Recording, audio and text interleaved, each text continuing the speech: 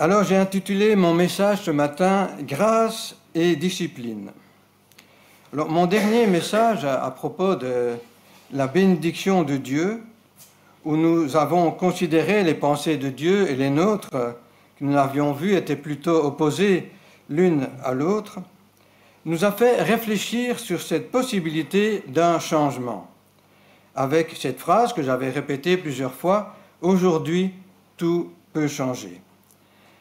Et également avec le texte de la vision d'Ézéchiel 37 dans la vallée des ossements. Dieu nous a montré, à nous comme à Ézéchiel, que l'impossible peut devenir possible. Et j'espère qu'aujourd'hui, votre vallée, avec vos difficultés, vos rêves, reprennent espoir et vie, et que vous envisagez votre vie autrement et avec un nouvel espoir. Mais peut-être que je vous ai choqué lorsque nous avons abordé les deux étapes de la résurrection des ossements d'Ézéchiel 37, et surtout pour la deuxième étape, lorsque Ézéchiel est appelé par Dieu à prophétiser sur ces os, « Ossements desséchés, écoutez la parole de l'Éternel. Voici, je fais entrer en vous un esprit et vous vivrez. » Alors, en parlant du Saint-Esprit, j'ai été peut-être un peu audacieux en demandant à l'Esprit de descendre sur nous pour nous redonner vie. Parce qu'il me semblait qu'on n'avait pas vraiment les réponses et que la vie n'était pas là, que cet esprit n'était pas là. Alors bon, je ne veux pas non plus vous accuser de ne pas avoir l'esprit en vous. Ce serait vraiment dommage et regrettable. Mais nous ne devons pas oublier et nous ne pouvons pas taire en nous l'action de l'Esprit Saint. Et dans le message d'aujourd'hui, j'aimerais clarifier certains points pour que nous soyons équilibrés dans notre christianisme et que nous ne soyons pas noyés par un esprit mondain. J'aimerais parler en fait, de la grâce et de la discipline, de la régénération que nous offre le Seigneur et de la sanctification que nous avons à rechercher. Ce sera sans doute le sujet de plusieurs messages à l'avenir, si toutefois vous le souhaitez. Et pour ce faire, un premier texte court s'impose. Il est dans le psaume 127, verset 1. « Si l'Éternel ne bâtit la maison, en vain les bâtisseurs travaillent. Si l'Éternel ne garde la ville, en vain la sentinelle veille. » Ce texte a l'impression de nous dire l'inverse de ce qu'il dit en substance. Alors, notre travail serait-il vain et inutile? J'aimerais vous donner une image, l'image de l'avion.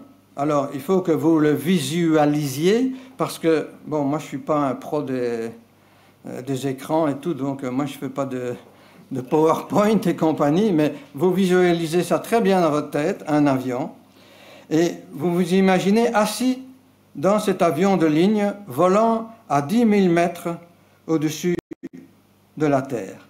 Et supposons que le pilote fasse une annonce par le haut-parleur. Normal que ce soit un haut-parleur, vu qu'on est quand même à 10 000 mètres de hauteur. Et il dit « Chers passagers, nous avons un sérieux problème. L'une de nos ailes est sur le point de se détacher. Quelle aile préféreriez-vous perdre, la gauche ou la droite ?» Question absurde, n'est-ce pas? Aucun avion ne peut voler avec une seule aile. Et en regardant maintenant l'avion d'encore plus haut, vous voyez écrit sur une aile « dépendance » et sur l'autre « discipline ». Cet avion illustre l'un des principes les plus importants de la vie chrétienne, car de la même manière qu'il est impossible pour un avion de voler avec une seule aile, il nous est absolument impossible de parvenir à rechercher la sainteté, avec seulement la dépendance à Dieu ou seulement la discipline. Nous avons absolument besoin des deux. Alors, par rapport à la discipline, on parle d'abord de la discipline parce qu'en fait, on aime bien se mettre en avant, nous les hommes. L'apôtre Paul exhortait Timothée à s'entraîner ou à se discipliner, à rester attaché à Dieu, en 1 Timothée 4, le verset 7. Et en encourageant Timothée à s'entraîner, Paul utilisait un mot dérivé du langage sportif.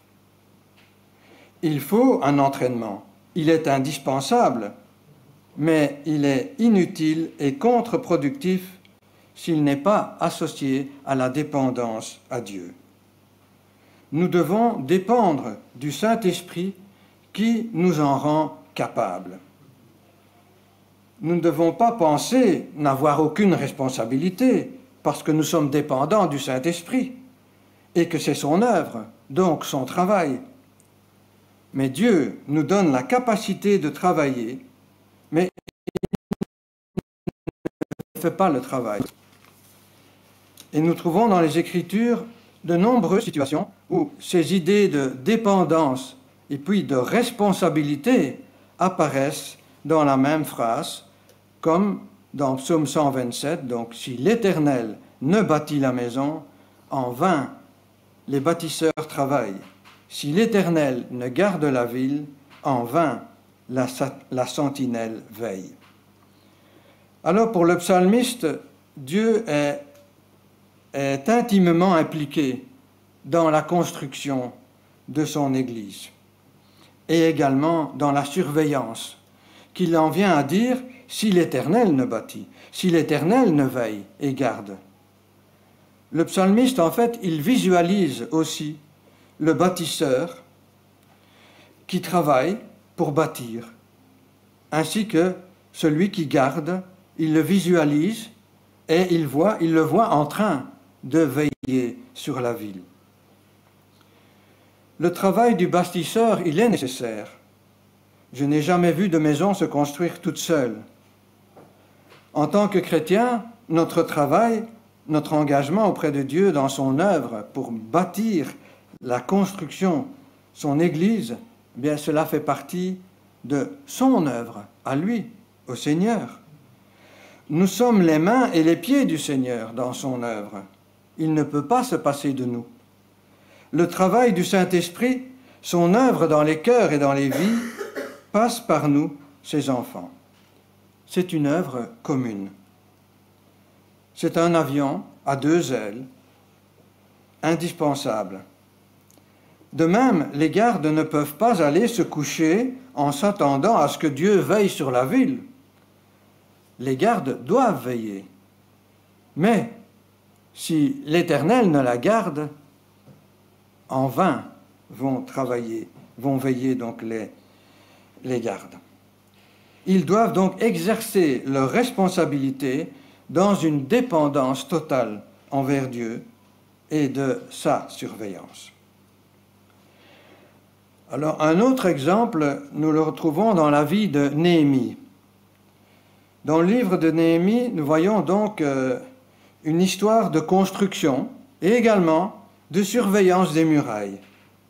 Néhémie avait entrepris la reconstruction des murs d'enceinte et des portes de Jérusalem. Et tout était bien organisé, car nous, chrétiens, ouvriers avec Dieu, on le sait, nous sommes des gens bien organisés et nous avons besoin de nous organiser pour bien accomplir le travail.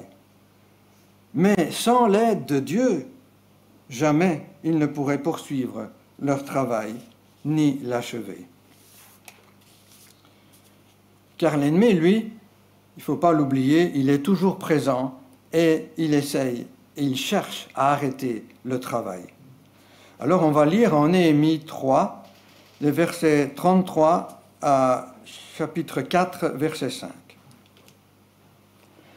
Lorsque Sanballat apprit que nous rebâtissions la muraille, il se fâcha. Il était très contrarié et il se moqua des Judéens. Il dit devant ses frères et devant les forces de Samarie Que font ces Judéens minables? Vont-ils restaurer leur ville pour y offrir des sacrifices? Croient-ils achever un jour?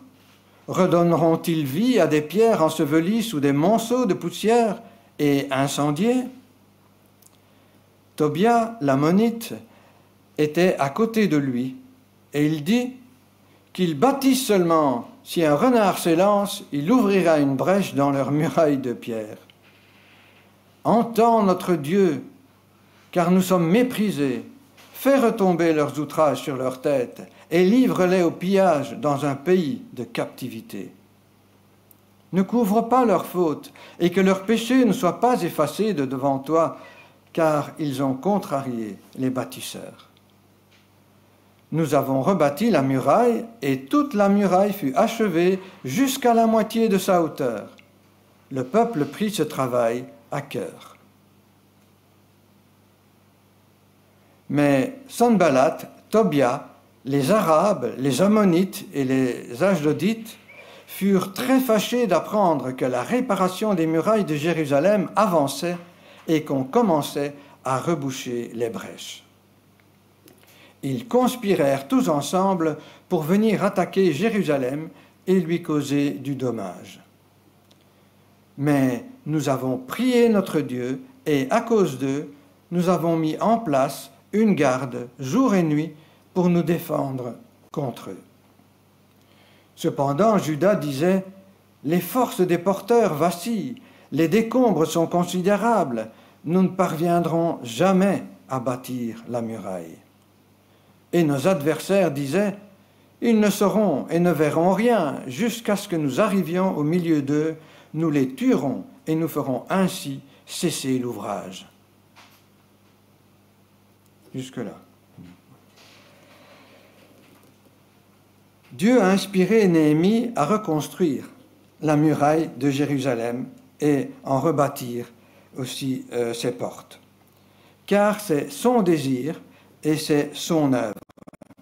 Mais pour la réaliser, il a besoin des mains et des hommes du peuple. Israël sait aussi que seul il n'y arrivera pas, car les ennemis sont là, sur leurs dents. Les moqueries des ennemis fusent et ils sont susceptibles de décourager les bâtisseurs. C'est d'ailleurs ce qui arrive. Mais alors, savoir qu'ils ne sont pas seuls, que Dieu est là, qu'il œuvre avec eux, c'est absolument indispensable. C'est pourquoi Néhémie contre-attaque avec la prière. Et après la prière, nous voyons le résultat au verset 38. C'est ainsi que nous avons travaillé à la reconstruction de la muraille, nous l'avons réparée jusqu'à mi-hauteur sur toute sa longueur, car chacun s'y était mis de tout cœur. Et ça, c'est une grande force de savoir qu'il s'y était mis de tout cœur. Et si nous mettions du cœur aussi dans l'œuvre de Dieu.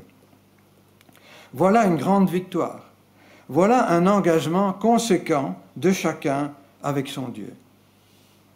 Mais la prière, elle sera toujours et encore indispensable, ainsi que la persévérance, car l'ennemi réattaque avec plus de force encore. Donc, il nous faut apprendre ce principe biblique, c'est que le Saint-Esprit travaille en nous pour nous rendre capables de vivre une vie qui puisse plaire à Dieu. Il ne fait pas le travail à notre place, il nous apprend à faire le travail avec lui. Nous utilisons souvent cette expression que le Seigneur vit à travers moi. Mais cette expression suggère une passivité de notre part.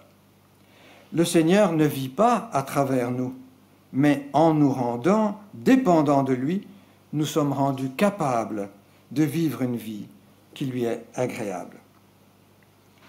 Il nous faut donc comprendre comment Dieu agit en nous. Le rôle de l'être humain est de faire confiance à Dieu, et le rôle de Dieu est d'agir. Mais Dieu ne peut agir qu'au travers de nous. Dans le rôle de l'homme, le rôle de l'homme est de faire confiance et d'agir, et le rôle de Dieu est de rendre l'homme apte à pouvoir faire le travail. Alors, un puritain du XVIIe siècle, John Owen, a étudié la relation entre la grâce et la responsabilité de l'homme, qu'il appelle notre devoir. Et voici ce qu'il écrit. Ça a été un peu remanié en français plus courant, parce que sinon c'est incompréhensible.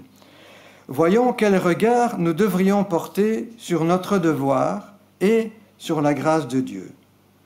D'aucuns sépareraient ces choses considérées comme incompatibles. Si la sainteté est notre devoir, dirait-il, il n'y a aucune place pour la grâce. Et si elle est le résultat de la grâce, alors il n'y a pas de place pour le devoir. Seulement, notre devoir et la grâce de Dieu ne sont en nul endroit opposés en matière de sanctification, car l'un suppose absolument l'autre. Nous ne pouvons accomplir notre devoir sans la grâce de Dieu, et Dieu donne sa grâce dans le seul but que nous accomplissions notre devoir. Je trouvais vraiment cette étude-là très intéressante.